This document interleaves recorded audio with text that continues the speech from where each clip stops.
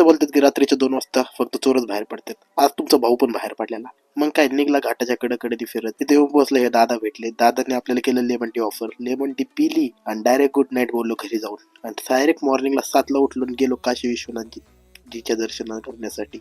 Direct पहिले गेलो, सांगितलेलं 4 नंबर गेटने आज जा. 4 नंबर गेट शोधण्याच्या नादात 4.5 किलोमीटर चाललो आणि शेवटी 4 नंबर गेटला जाऊन पोहोचलो. लागलो लाईनीला.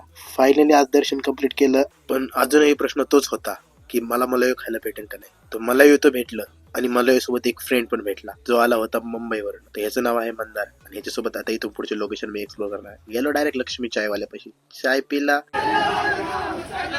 आणि भाऊची रूम तर खूप डेंजरस जागेवरती होती. मग रस्त्यात थांबून असंच एक रॅन्डम स्वीट ट्राय केलं.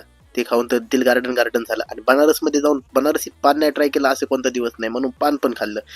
मग निघलो व्हिडिओ शूट करण्यासाठी अजून डिफरंट लोकेशनला शूट घेण्यासाठी. शूट तर खूप सारे घेतले. रात्री गंगाजीमध्ये स्नान केलं आणि आज आपल्याला पुण्याला निघायचं होतं. दुसऱ्या गर्लफ्रेंडसाठी लोक दिल्लीवाली गर्लफ्रेंड पण सोडून येतात आणि मी माझ्या मित्रासाठी बनारस सोडून जाईन का बनारसमध्ये थांबन याचा सस्पेन्स तुम्हाला उद्याच्याच एपिसोडमध्ये कळेल.